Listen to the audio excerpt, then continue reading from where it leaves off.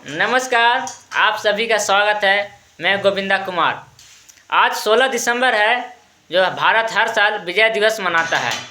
ये विजय दिवस भारत और पाकिस्तान में चली उस युद्ध का है जिसमें पाकिस्तान बुरी तरह पराजित हुआ था और पाकिस्तान के 93,000 सैनिक भारतीय सैनिकों के सामने घुटने टेक दिए थे और भारतीय सैनिकों ने पाकिस्तान के पूर्वी पाकिस्तान कहे जाने वाले बांग्लादेश को अलग आज़ाद करवा दिया था। भारतीय सैनिक के इस अदम्य साहस और शौर्य का पूरा भारत हमेशा सलाम करता है। तो आज हम बात करने वाले हैं उस युद्ध के अंतिम क्षणों की, एक बेहतरीन वाक़या की, एक दिलचस्प वाक़या की।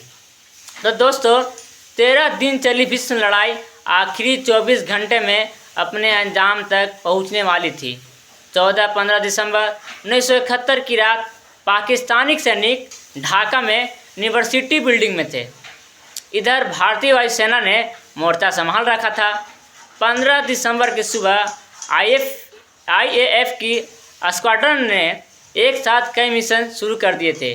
ढाका यूनिवर्सिटी शहर के बीचों बीच थी और उसके चारों तरफ ऊंची इमारतें थी। जब पायलटों ने ऊंची इमारतों के बीच जंगी जहाज को उड़ाया तो पाकिस्तानी सैनिकों का कलेजा कांपने लगा। भारतीय जेट इतना नीचे उड़ रहे थे कि बिल्डिंग के ऊपरी फ्लोर से सब कुछ दिखाई दे रहा था। लोग खिड़कियों से भारतीय प्लेन को देख रहे थे। इस वाक़या का जिक्र दिसंबर इन ढाका KS नायर उनका लिखी हुई किताब से है। उन्होंने इस वाक़या को दिलचस्प तरीके से बताया है। मैं आज उसी का जिक्र कर रहा हूँ। पाकिस्तानी सेना को संभलने का मौका नहीं मिला और उसके ठिकानों पर रॉकेट की बारिश हो गई। बताते हैं कि 1200 से ज़्यादा रॉकेट ढाका यूनिवर्सिटी बिल्डिंग में फायर किए गए थे। यूनिवर्सिटी में छिपे पाकिस्तानी सैनिक भीतर से हिल गए। 15 को शाम होते होते पाकिस्तानी सेना के उच्च अधिकारियों ने यूनिवर्सिटी छोड़ दी। पाकिस्तानी सैन्य अफसरों को लगा कि वहां हमला नहीं होगा और उससे सुरक्षित जगह दूसरी नहीं थी। ढाका को भारतीय फौज ने घेर लिया था। भारतीय नेवी के भी एक्शन की खबर ढाका पहुंच चुकी थी। वाक़या बड़ा दिलचस्प है दोस्तों। 1971 की लड़ाई में भारतीय वायुसेना पूरी तरह से शामिल हो चुकी थी। तंगेल के पास एयर ड्रॉप करने की तैयारी की गई। 11 दिसंबर को तंगेल से करीब 8 किलोमीटर दूर पर 700 जवानों को पैराशूट के जरिए उतारा गया। पाकिस्तान में एक तस्वीर वायरल हो गई। दरअसल मीडिया ने गलत रिपोर्ट कर दिया कि भारतीय सेना ने पूरी ब्रिगेड उतार दी है। इससे पाकिस्तानी सेना के हौसले पस्त हो गए। बताते हैं कि जिस एक तस्वीर को देख पाकिस्तान सहम गया था, वो कुछ पहले एक युद्धाभ्यास की थी। जब पाकिस्तान को ये लगने लगा कि हार के कगार पर है, तब उन्होंने अमेरिका के जरिए अपने राजदूत से ये कहलवाया कि वह सीज फायर यानी संघर्ष विराम के लिए राजी है और सत्ता हस्तांतरण करना चाहते हैं। वह चाहते थे कि पाकिस्तानी सैनिकों उनके समर्थकों को सरेंडर करने की बजाय बाहर निकलने दिया जाए। और जब नई दिल्ली को अमेरिकी दूतावास के जरिए ये सूचना मिली तो भारत सरकार ने सशर्त सीज फायर को ठुकरा दिया और साफ कह दिया कि पाकिस्तान की सेना को पूर्वी पाकिस्तान में बिना शर्त सरेंडर करना होगा। यह एक बोल्ड और सोच समझ कर लिया गया फैसला था। जब संयुक्त राष्ट्र में भारत पर जंग रोकने के दबाव बढ़ा जा रहा था, तब भारत ने एक बोल्ड एवं सोच समझ कर फैसला लिया कि पूर्वी पाकिस्तान को